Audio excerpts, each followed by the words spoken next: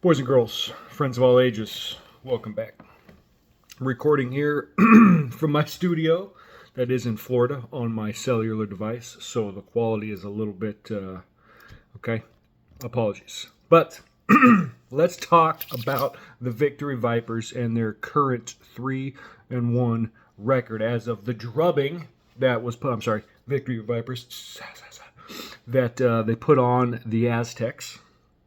3-1, 9-6 was the score count, the goal count.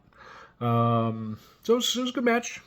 They would like to call us their nemesi, but we've beaten them twice, which normally you would expect to play one of the other 7 teams in the league at least once before you play the same team twice. But hey, it's total soccer.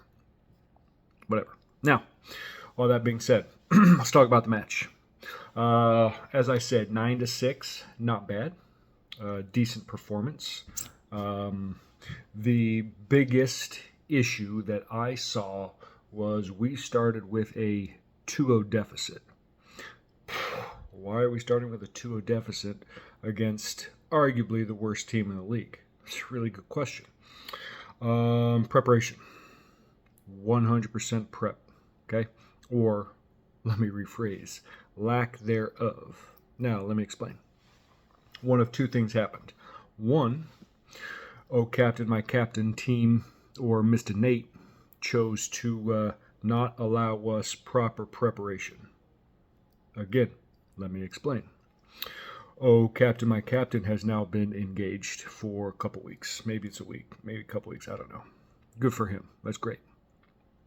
Issue with that is he now no longer has time for the captainly duties. And as such, nobody saw the bingo ball of destiny. Nobody knew the starting lineup. We didn't have a video. No one was prepared. And had you seen our warm-up, you would have seen dudes just wandering around. We have no soccer ball. No one knows who's starting. We're dinking around. People call that at work tickle butt. There's a lot of tickle butt happening. And that's not good. And the referee wants to start the game. We've already lost 5 minutes, right? Nobody really knows. So we were not prepared. That's on you, oh captain, my captain, Mr. Nate. Now, secondly, I had the privilege, opportunity, not sure what you would call it, to play goalkeeper.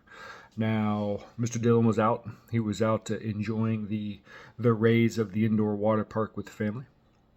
And so I was playing goalie. Now, I'll take a little bit of, okay, it's not all on Nate. I'll take a little bit of lack of prep as my goalkeeping, we'll call them reps, practice is against a bunch of U9 girls. I do have some high school boys who cannot strike a ball nearly as well as this one fellow. No offense to all of our many, many high schoolers on our squad, the one of you.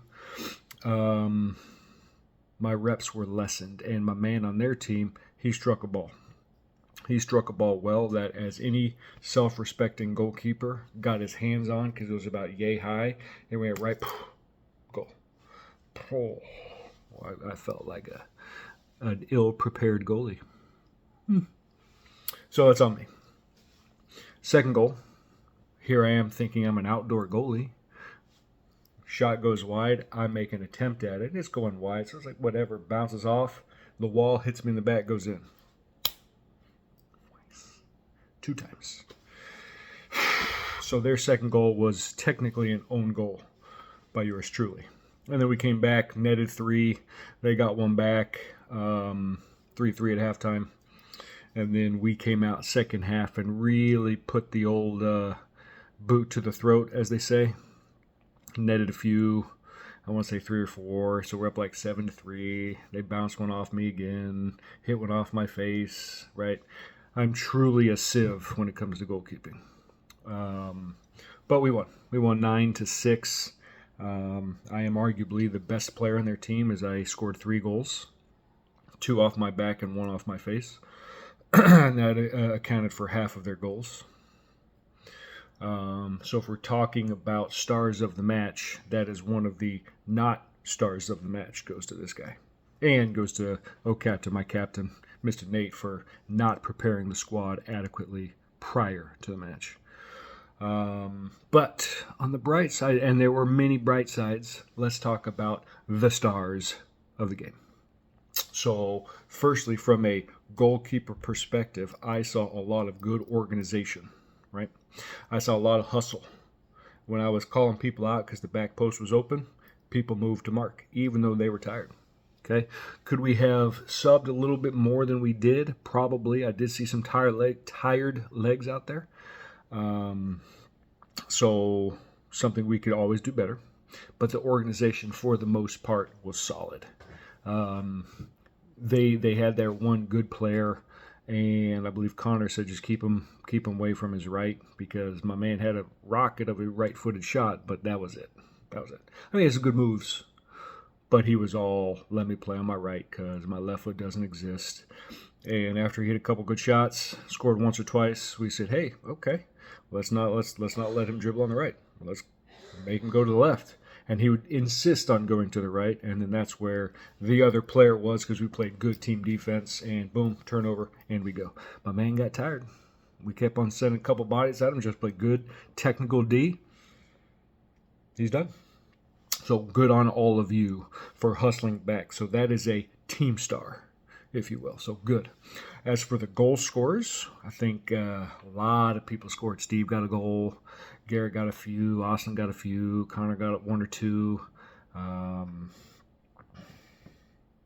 think other Kyle got one. So it was good, well spread out goal scoring, which is good. We can't rely on Joe Superstar like the Aztecs did. Otherwise, we're not going to get anywhere. It's a good team game. Now, the other star of the match, we're only doing two today, obviously goes to Garrett, and you'll understand why. So if you have the gall or just maybe the capacity and the ability to have a hit with the right foot toe across your body at a goofy angle to hit far post, you deserve a star game. So I've only ever seen Garrett pull such a feat off. And if you can say, yeah, I hit a shot with my right big toe. Oh man, my apple moved. I apologize. As I was saying, if you hit a shot with your right big toe as the ball is coming across your body and hitting the far corner, I tip my hat to you, sir. So, Mr. Garrett, I expect to see such creativity next game. So, lastly, the injury report.